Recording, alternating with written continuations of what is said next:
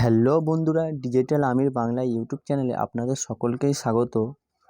আজকের এই ভিডিওটির মাধ্যমে আরপিএফ কনস্টেবল নিয়োগ পদ্ধতি সম্পর্কে আলোচনা করব। আরপিএফ কনস্টেবল পদে প্রার্থী নির্বাচন হয়ে থাকে 3টি ধাপে।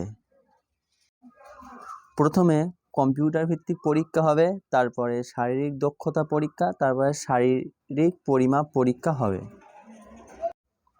কম্পিউটার ভিত্তিক পরীক্ষা প্রশ্ন টাইপ যেরকম হবে, প্রথমে জেনারেল অ্যাওয়ারনেস থেকে থাকবে 50টি প্রশ্ন 50 নম্বর, পাটিগণিত থেকে থাকবে 35টি প্রশ্ন 35 নম্বর, জেনারেল ইন্টেলিজেন্স এবং রিজনিং থেকে থাকবে 35টি প্রশ্ন 35 নম্বর, মোট 120টি প্রশ্ন 120 নম্বরের, সময় থাকবে 90 মিনিট। শারীরিক দক্ষতা পরীক্ষার মধ্যে থাকবে পিইটি স্ট্যান্ডার্ড 1600 মিটার দৌড় হবে পুরুষদের, 5 মিনিট 45 সেকেন্ডে কমপ্লিট করতে হবে।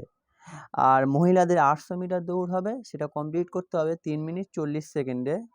আর পুরুষদের লং জাম্প থাকবে 14 ফুট, আর মহিলাদের লং জাম্প থাকবে 9 ফুট।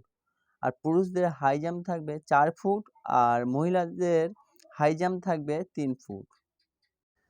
তারপর শারীরিক পরিমাপ পরীক্ষায় ইউআর ওবিসিদের উচ্চতা থাকতে হবে 165 সেমি, আর ছাতি থাকতে হবে 80 সেমি পুরুষদের এটা। আর এসসি এসটি যে সমস্ত পুরুষ আছে তাদের উচ্চতা 160 সেমি, আর ছাতি 76.2 সেমি।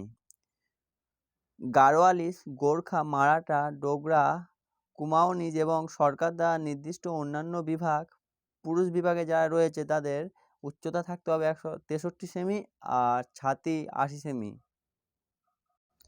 আর মহিলাদের ক্ষেত্রে আনরিজার্ভ ক্যাটাগরি ও ওবিসিদের 157 সেমি উচ্চতা থাকতে হবে, এসসি এসটিদের 152 সেমি উচ্চতা থাকতে হবে। আর গাড়োয়ালিস, গোর্খা অর্থাৎ অন্যান্য বিভাগে যারা আছে তাদের 155 সেমি উচ্চতা থাকতে হবে, এটা মহিলাদের ক্ষেত্রে। আজকের ভিডিওটি এই পর্যন্ত। ভিডিওটি ভালো লাগলে চ্যানেলটি সাবস্ক্রাইব করবে এবং লাইক, শেয়ার ও কমেন্ট করবেন।